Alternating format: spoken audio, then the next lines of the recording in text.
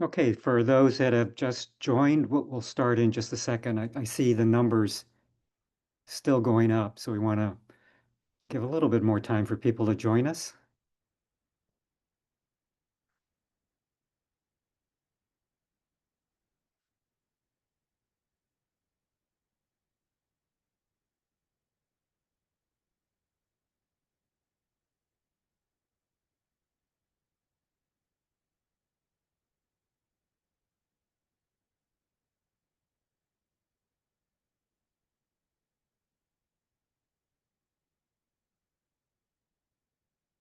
All right, I think it's time to get started. I wanted to welcome you all to the International Engagement Town Hall that is being presented to the David Geffen School of Medicine and the Division of Life Sciences.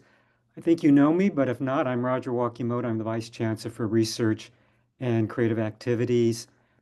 I want to acknowledge and thank Deans Steve Dubinett and Tracy Johnson for their support as we plan for this town hall, and they'll be speaking later.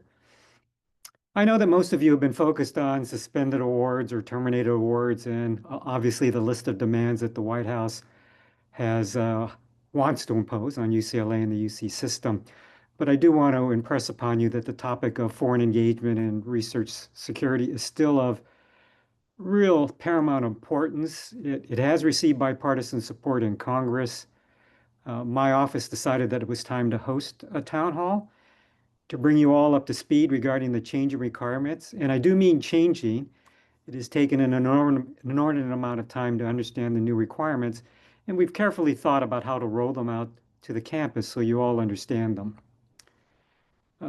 It's important that you understand that UCLA will continue to strongly support international research and collaborations. Obviously, some of our most important and challenging research problems require that we collaborate with our foreign partners, but we must do so while following the federal requirements. If there was a word that I would leave you with, it's probably the word disclose. You know, disclose, disclose, disclose is something if you do, it probably will get you 80 to 90% of meeting the requirements for the federal government. There is another message that I want to leave you with, and that is my office does not respond to reports that are based on suspicion. Suspicion leads you down the road to racial profiling, which is an outcome that I simply will not tolerate. And just to let you know, I don't just give that statement to UCLA. I have made that statement to the FBI and also at national meetings focused on foreign engagement. This webinar is being recorded and will be posted on our website after the event for those who could not attend the town hall but want to see what was presented. Our hope is that we have about 20 minutes for Q&A. I will be moderating the Q&A, and also the Q&A session will not be recorded. There is a Q&A option at the bottom of your screen, so please, you're welcome to type in your question, and we'll do our best to answer as many as possible. Obviously, probably far too many questions will be submitted than we can answer in this town hall, but we'll try to do the best we can. So I think those are all the introductory comments that I want to make. And now it's my pleasure to introduce Dean Steve Dubinett. Thank you, Dr. Wakimoto, and good morning, and thank you for joining today's important discussion. First, I'd like to thank the Office of Research and Creative Activities for organizing this session and for their continued partnership in helping our faculty and staff navigate the complex landscape of research compliance and international engagement. Our global collaborations are vital to advancing science and improving health around the world. Yet with these opportunities come responsibilities. It is essential that each of us understand and follow federal and university policies that govern research, security, and disclosure requirements. These safeguards protect not only individual researchers, but also the integrity and reputation of our institution. Even unintentional noncompliance can lead to significant legal, financial, or reputational risks, both individuals and the university. By maintaining transparency in all collaborations, affiliations, and funding sources, we demonstrate our shared commitment to ethical research and public trust. I encourage you to use today's town hall to deepen your understanding of these policies and to connect with the experts who can guide you through them. Thank you for your continued commitment to excellence, integrity, and responsible global engagement. Now I would like to introduce my colleague and the Dean of Life Sciences, Tracy Johnson. Good morning, everyone, and thank you for attending this morning. I'd also like to thank the Office of Research and Creative Activities for putting together this important discussion. And mostly I want to thank you for attending and demonstrating that you take international engagement seriously. So just a few things about why this meeting has been put together. First of all, we are not here, and no one's here to say that we should not be engaged in international collaborations because we want to encourage collaboration. We know that the best science happens when it's happening in a collaborative environment with new ideas and new perspectives and strategies. But the way we do it is critical, and even more so in this complicated political landscape. And so since the way we do that science is so important, the discussion today is going to shed light on some of the aspects of how we approach these collaborations. And there are really three things that I think are going to be emphasized. The first is that this is for your protection. The reality is there are individuals who are, nefarious players who are not afraid to manipulate our trust in ways that'll put science at risk for us individually as researchers, for students, for trainees, and for our collaborators. Secondly, reputation is at stake, and that's the reputation of each of us as investigators. We do science because we love doing research. It's not for money and it's not for fame, but scientists thrive when they have a reputation that builds on trust. And so even the appearance of improper activities can destroy the trust and the reputation. And then finally, importantly, there's compliance, the risk to the university. And the university is not just buildings, it's colleagues, it's an ecosystem where we all work. And so if each of us play our role in ensuring we mitigate risk to the university, we're acting in support of one another. And so with that in mind, I'm looking forward to this conversation, and we welcome questions and continually invite feedback and if you have any concerns that arise. Next, I'd like to introduce our first presenter, the Director of Export Controls, Ann Pham. Thank you, Dean Johnson. I will share my screen now. So research security, or what some like to call safeguarding research at UCLA, strives to balance two seemingly opposite sets of values. On one hand, we have our core values of openness in research, innovation and collaboration, and that includes international collaboration. And on the other hand, we have to address federal government concerns related to undue foreign interference, conflicts of commitment, and other security matters. And so our goal for this briefing is to provide you with an overview of the ways we're working at UCLA to safeguard our research, to explain some of the current federal sponsor requirements, and also to review the disclosure requirements.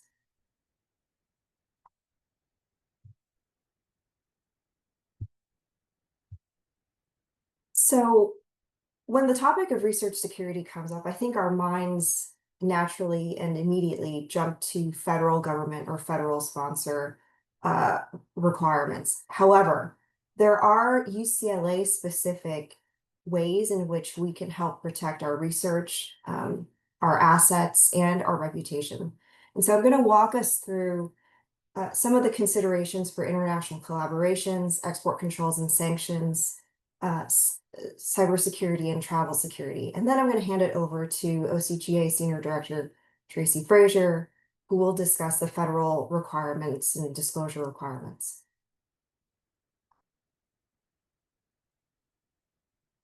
So international engagement and scholarly exchanges are of fundamental importance to UCLA. We want to foster these relationships. We want to protect the future of these engagements. And we do that by making sure that we mitigate risk wherever and whenever possible. So one very common thing that we do as researchers is we share research materials with third parties. That's collaborators, that's just other research groups all over the world who read our papers and want to request some material. But before we throw something in a box and ship it somewhere, or before we transfer some data files, we want to make sure that UCLA data and material are properly protected under the appropriate agreement, like say a data use agreement or a material transfer agreement. And so before we share research materials, we need to make sure that we are engaged with UCLA Technology Development Group. They're the ones that put in place these appropriate protections for our research materials. Another part of international engagement that is very common and encouraged is international visitors and hosting visiting scholars.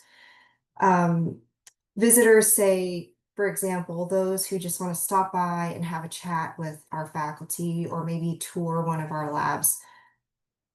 These individuals should never have access or exposure to any sensitive or controlled items or technology. And this might include pre-publication data if that data does fit into some of those categories. In terms of visiting scholars, they should be vetted and approved under the appropriate academic personal visitor series. For example, the APM 430, there are other series out there, but these all run through academic personnel, the academic personnel office. There's processes in place to make sure that we vet these collaborators appropriately. I'd like to spend a little bit of time talking about engagements with countries of concern.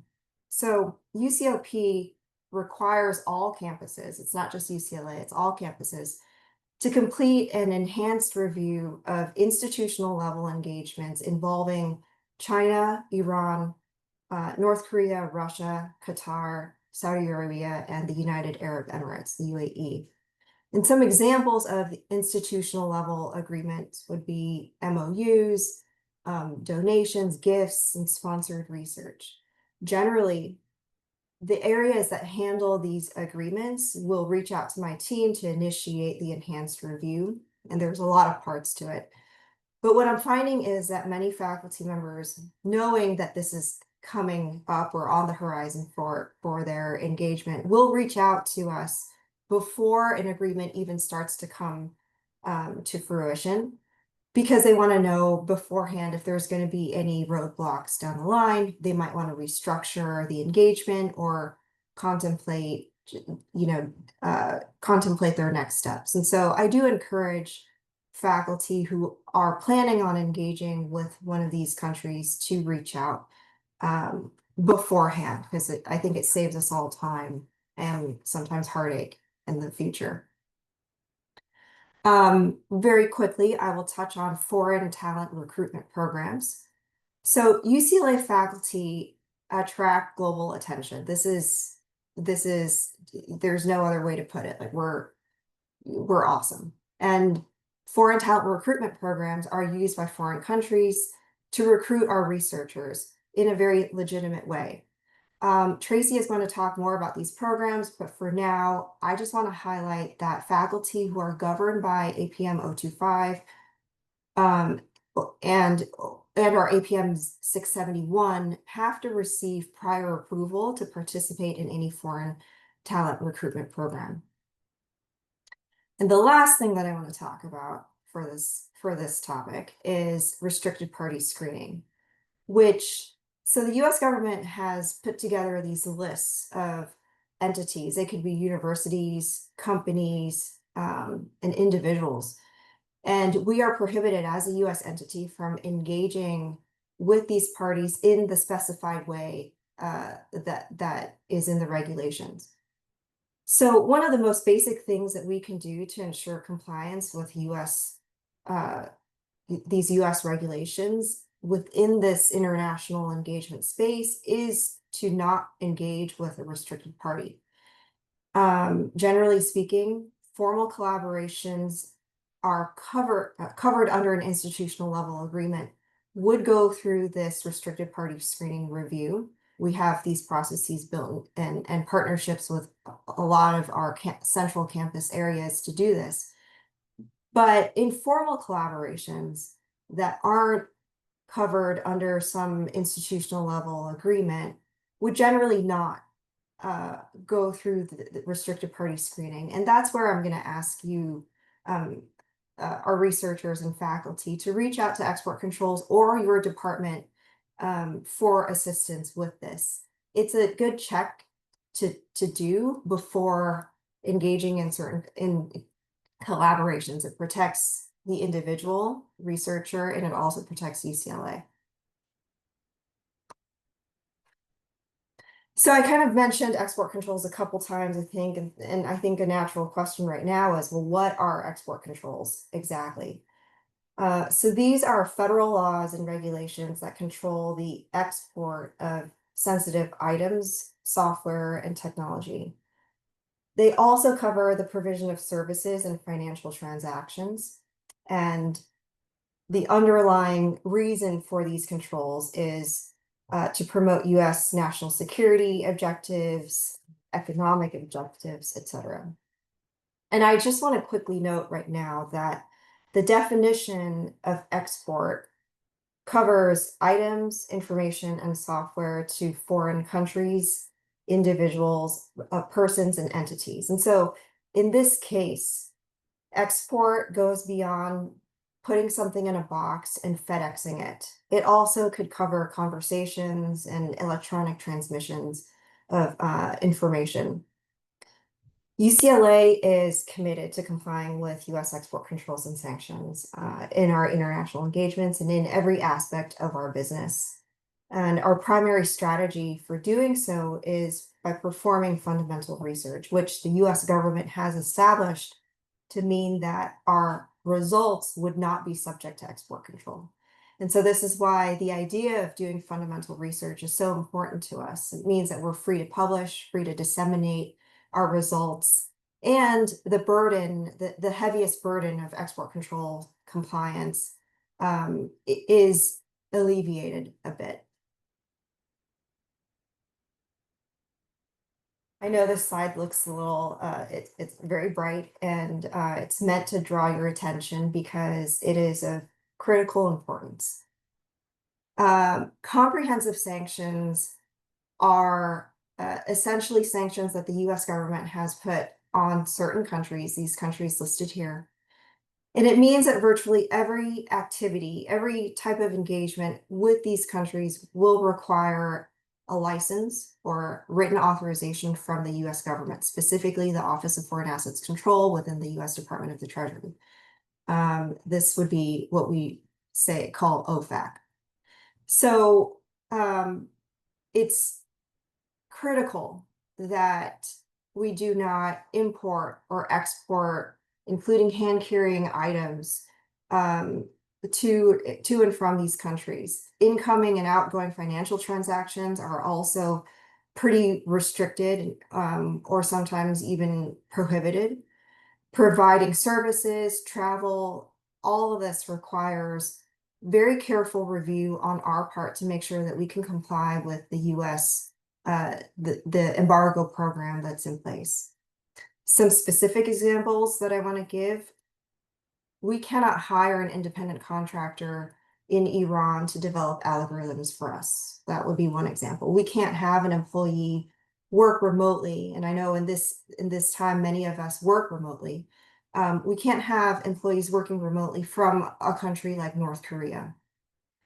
I want to quickly note that I've put Syria in a slightly lighter font because I'm sure you've seen in the news, Syria was recently technically sort of removed from the comprehensively sanctioned list. But given how quickly things turn or unturn in these times, I am a little hesitant to take it off the list entirely. So right now at UCLA, we still focus on these 5 countries as being comprehensively sanctioned. Please reach out to my team if you do intend to engage with any of these countries. So in terms of cybersecurity, certain research that we do that's performed under government contracts may be subject to additional security controls. And UCLA Digital Technology Solutions, or DTS, supports a high compliance environment. The HCE, the high compliance environment, provides a secure computing enclave for research projects and applications that would meet the requirements of, say, the NIST 800-171, DFARS, PCI, etc. And so if your project does have these requirements, it's essential to work with DTS. And I know that OCGA and TDG do partner with DTS frequently to work through these details. I just wanted to highlight it here since we are talking about cybersecurity. And then the last thing that I want to talk about is travel security. International travel is important to our research. We attend conferences, we do field work abroad, but there are also challenges that come up related to international travel. For export control and sanctions, of course, most important is if you are going to be traveling to a comprehensively sanctioned country, you need to talk to my team because we will likely need to request a license from the US government to do that. And then beyond that, it's important to engage with insurance and risk management, IRM, and DTS to make sure that we are complying with cybersecurity guidelines for international travel. We want to protect our devices. We want to protect the data on our devices. And also we want to consider things like trip registration, insurance, and health and safety, especially when traveling to certain areas or certain countries. And with that, I will now turn it over to OCGA Senior Director Tracy Fraser. Thank you.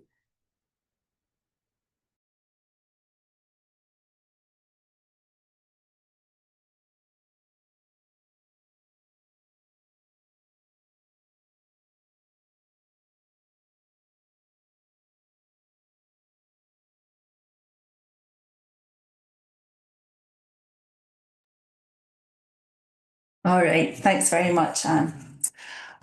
So I am going to talk about, I'm just going to start to talk about, just to provide an overview of how the federal, sorry, I'm just trying to fix my screen here. There we go.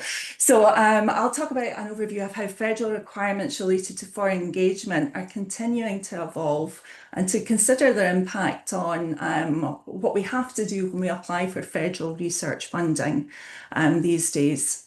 So I'll spend a few minutes reviewing the current landscape and providing some context for the updated and new requirements that you've probably seen if you've applied for funding within the last few years. So I want to start with National Security Policy Memorandum -33. This was a presidential directive that was issued in the final days of the first Trump administration. And it's the catalyst for many of the new federal requirements around foreign engagement that we're seeing at this point in time. So the memorandum defines research security, and talks about research security and foreign engagement there, but NSPM 33 actually defines it for us, from the federal perspective anyway, as safeguarding the research enterprise against the misappropriation of R&D to the detriment of national or economic security, violations of research integrity, and foreign government interference. So NSPM 33 wasn't addressed to grant recipients such as UCLA, rather it was addressed to the heads of federal agencies. And what it does is it instructs them to develop policies for safeguarding federally funded R&D. And specifically, it required that future policies must address enhancing disclosure requirements and requiring recipients of federal funding to create research security programs, mandating the use of digital persistent identifiers such as ORCA ID, and having a policy or processes for the consequences of non-compliance. And then also it addressed information sharing among the agencies. If one agency becomes aware of an issue, then they are supposed to share it with other agencies that provide federal funding too. And while it was introduced by the first Trump administration, the goals of NSPM 33 have really generally have had bipartisan support, as the VCR alluded to earlier. So this is not going away at this point in time. It didn't go away during the Biden administration, and we're going to continue to see it expanding in the current administration. So after the original memorandum was introduced, there was a subsequent implementation guidance that was issued a year later by the National Science and Technology Council, and that continued to support and expand NSPM 33's framework. And that implementation guidance focused on standardizing disclosure forms and outlining expectations for research security programs. And then a couple of years later, in July of 2024, the Office of Science and Technology Policy issued guidelines requiring agencies to ensure that large research institutions like UCLA establish a research security program that has to address the following issues: cybersecurity, foreign travel security, research security training, and export control training. So the agencies are still working on developing the final requirements for some of these components. They were already supposed to have had it done by now, but as we all know, there's been other things going on. The one that is furthest along is the mandatory research security training, which we'll talk about later. And then the cybersecurity requirements are starting to be issued now too. And then before we get into the actual requirements themselves, I just in addition to everything else that we're seeing on the news or that we have been dealing with here at UCLA, I wanted to share some recent reports just to provide some context for the current landscape that we're dealing with. So in March of 2025, the Congressional Select Committee on the Chinese Communist Party issued a letter noting its concern that US universities are increasingly being used as conduits for foreign adversaries to illegally gain access to critical research and advanced technology.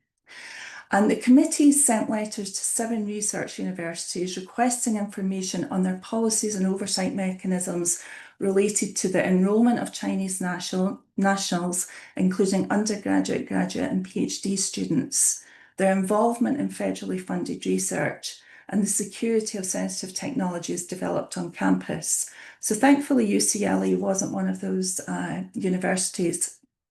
At this point in time, we don't actually know what the outcome of the review of that information is going to be, so we need to keep our eyes on that. But I'm just sharing this as one of the things that as given a feel for what the current environment is like. Then in September 2025, the House Select Committee on the Chinese Communist Party released a report entitled Fox in the Hen House. And that report found that the US Department of Defense research funding had in some cases supported Chinese military advancement. The report highlighted that sensitive research like AI or quantum sensing and hypersonics were conducted in collaboration with Chinese institutions, including some on the US government entity lists. The report warned that gaps in oversight allowed American taxpayer-funded research to be exploited by strategic competitors, and this report recommended stricter controls to protect national security. So we're already still, figuring out and implementing the requirements in NSPM 33, but there is potential for things, for even stricter controls to come in place in the coming months and years. So just based on the current landscape, I want to talk about what we can expect federal agencies or what federal agencies expect us to do, we know that they're going to continue to make research security a top priority when we apply for and receive federal grants and contracts. So today I'm going to focus on some of the requirements that you've probably already become aware of, but I'll give you some additional information behind them. So we'll look at disclosure requirements, mandatory training for senior key personnel, some new certifications that you've probably had to sign, and then talk a little bit about risk assessments that some sponsors are conducting, and then associated risk mitigation plans that come out of those assessments. So one of the requirements of the NSPM 33 implementation was to where possible, this was good news, one of the pieces of good news was to where possible harmonise the biosketch and current and pending or other support disclosure reports and the instructions for how to complete them that are used across funding agencies. And to that end, common forms, these forms are now called common forms, have been developed, which many but not all agencies have currently adopted. So currently NSF, NASA, Department of Energy and DoD all use these common forms. And then depending on when the shutdown ends, we expect NIH to begin requiring the new forms probably in the new year. The federal agencies use the biosketch and the current and pending support disclosures to help identify conflicts of commitment and interest, and also to look for budgetary and/or scientific overlap. But also what they're increasingly using these disclosures for too is they use what's disclosed in the biosketch and other support in conjunction with other open source data to assess if the disclosures are accurate. And they also use it to try and flag associations, funding or collaborations that might increase research security risk. So I'll focus first on the biosketch, and I'm not going into detail on how to fill out the biosketch. This is really just focused on some of the key items you might want to think about from the foreign engagement perspective.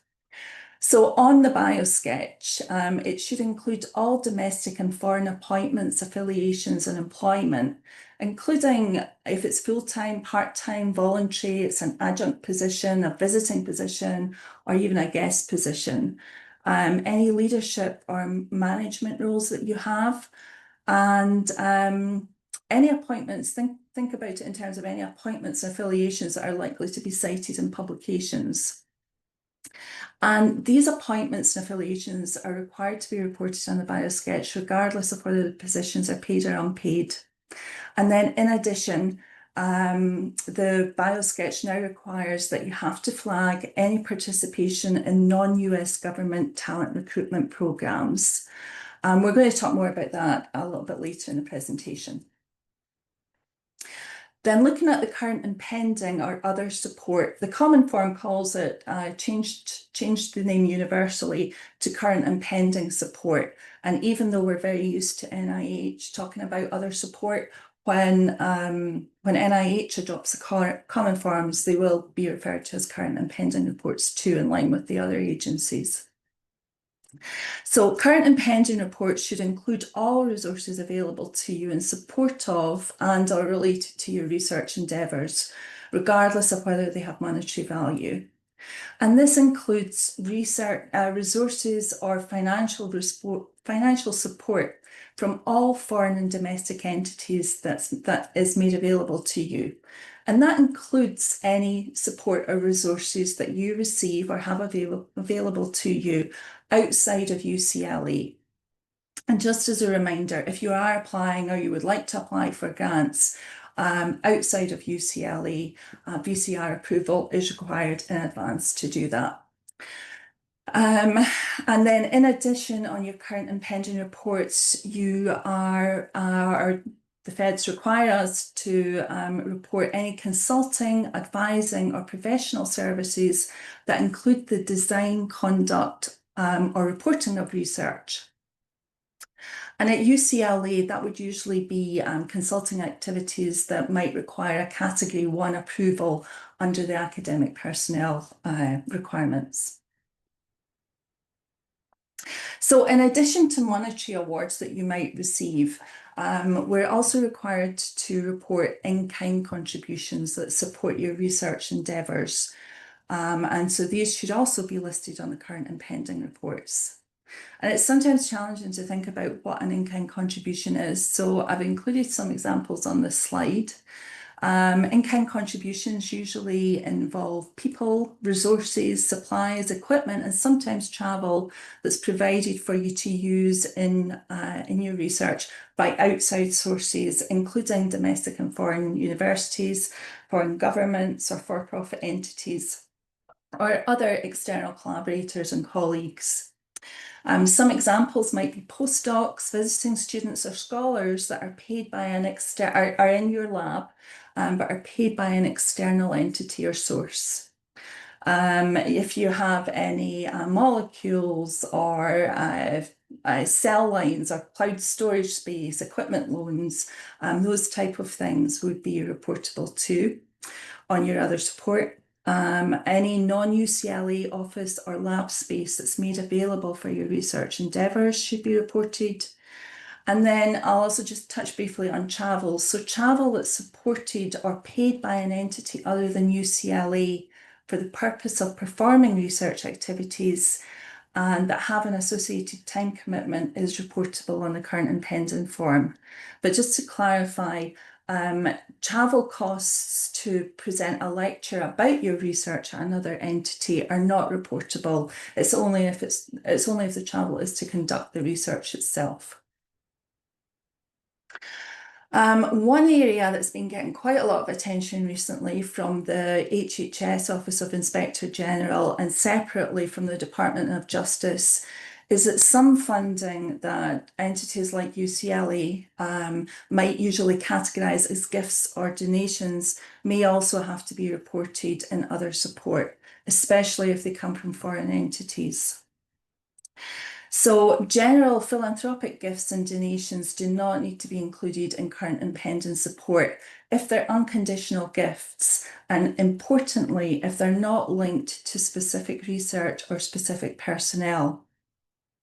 However, HHS, Office of Inspector General, recently published a report that made it clear that funding that's provided to a specific researcher that involves a time commitment and is placed in a separate account for a PI to use on unspecified research is reportable as current and pending support.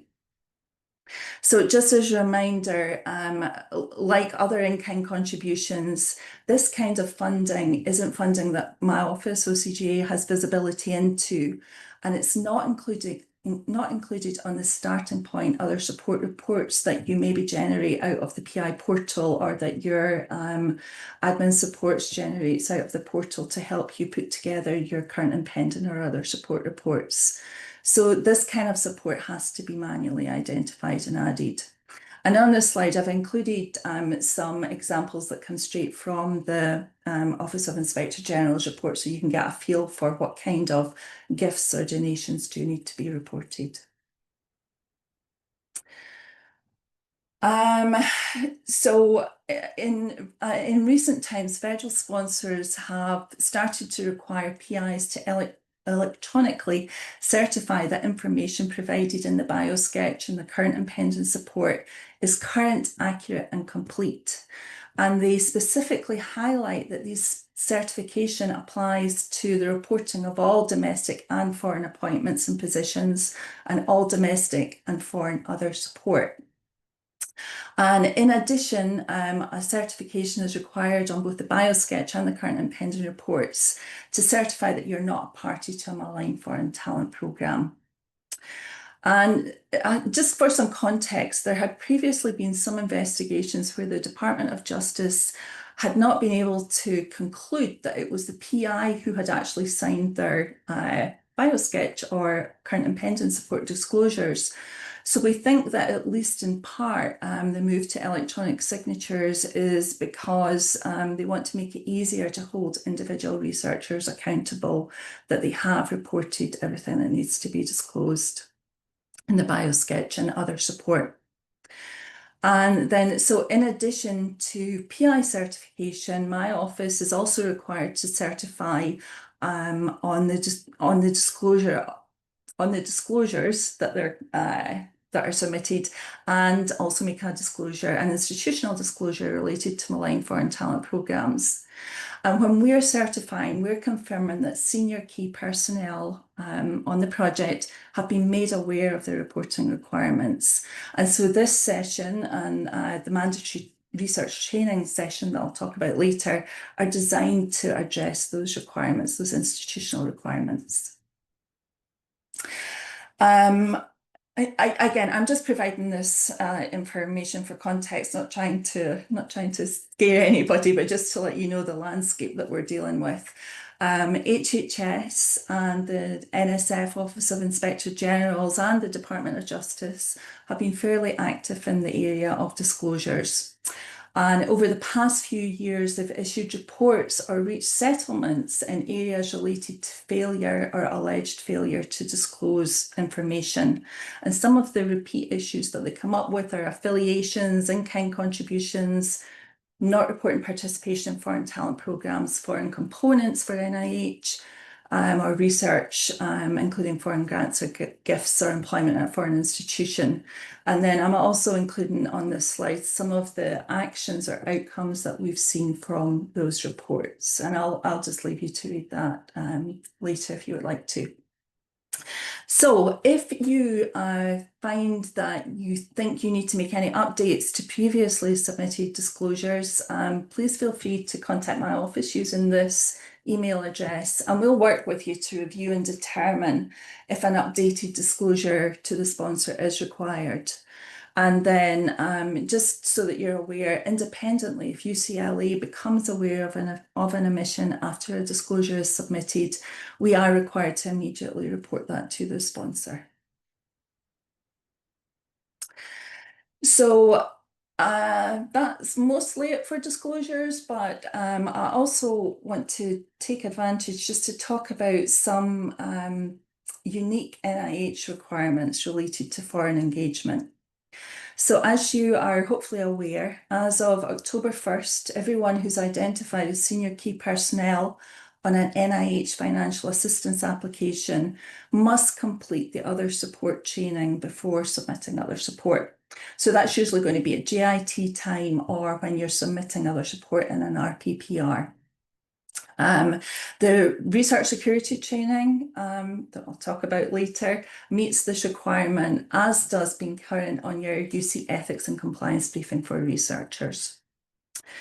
And then a separate subject, if you are reporting foreign activities or resources in your other support that are related to foreign appointments and or foreign employment with a foreign institution, NIH requires that we provide, or that you provide, English translation copies of those contracts and agreements made between you and the foreign entity at the same time attached to your other support submission.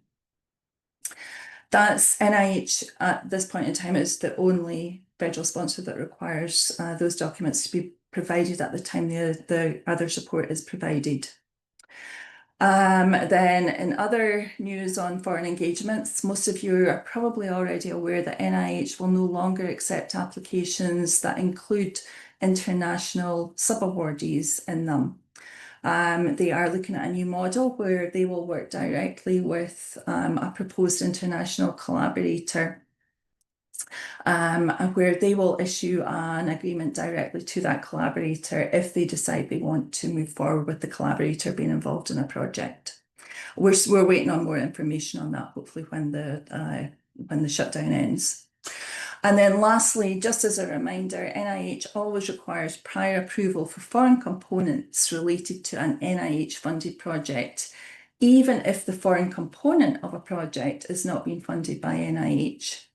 And NIH has made us aware that they review publications, your NIH-funded publications and co-authorships to try identify foreign components that have not received prior approval.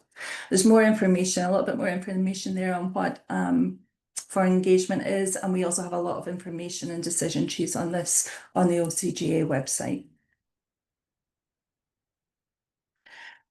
So we've mentioned malign foreign talent recruitment programs a few times in relation to disclosures and certifications. So I want to just take a few minutes to talk about not necessarily malign foreign talent programs, but just foreign talent programs in general. So it's important to be aware that not all foreign talent programs are considered malign foreign talent programs.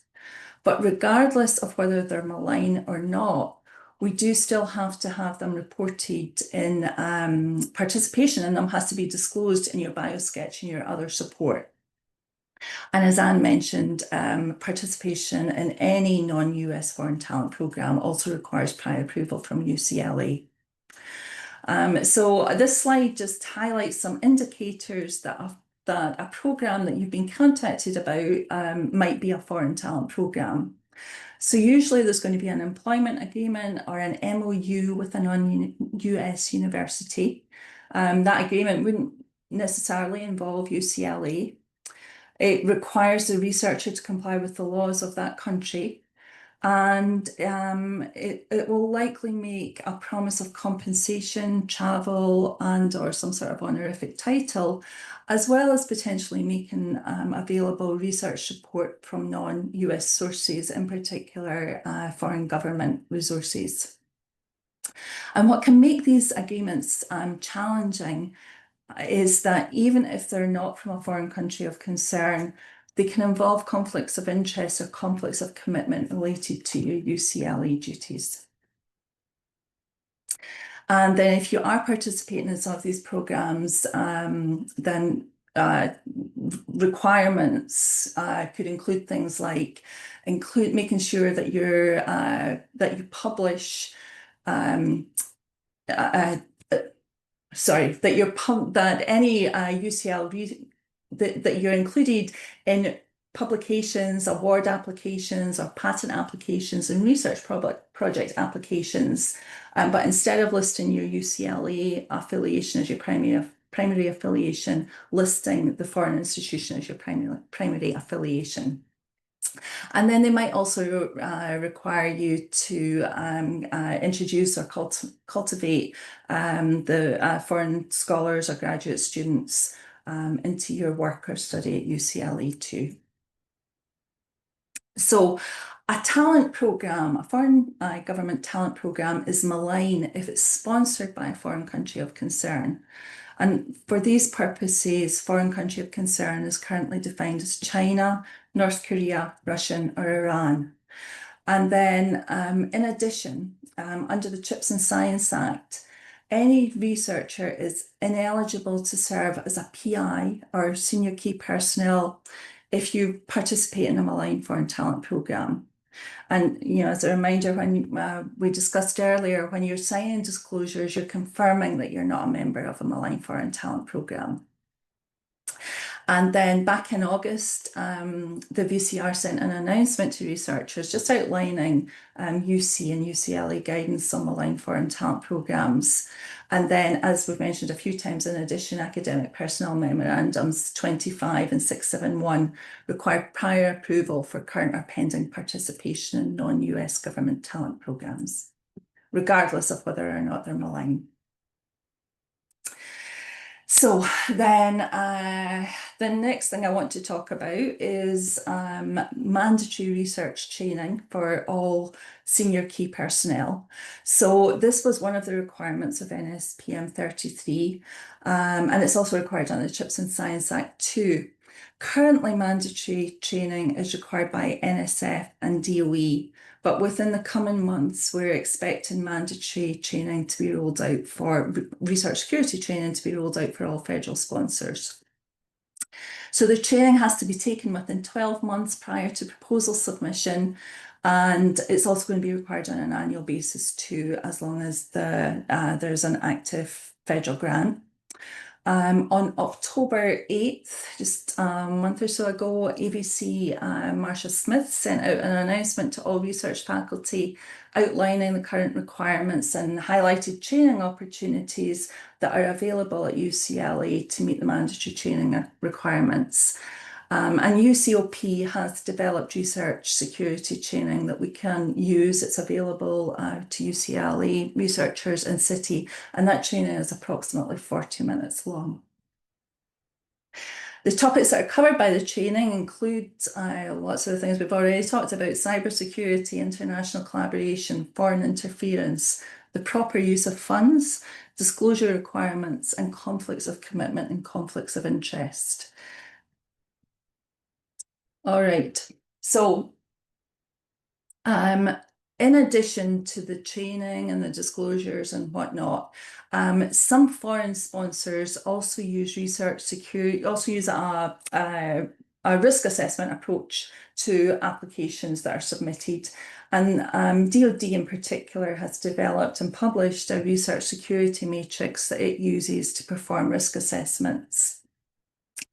And it flags in that matrix some of the things that it considers to be a concern. And so obviously participation in the Malign Foreign Talent Programme is a no-go that would disqualify you. But what they're also looking at when they're performing their risk assessments is undisclosed affiliations, associations, employment and resources. They also do a check of any patents arising from US funded research filed in a foreign country before they're filed in the US.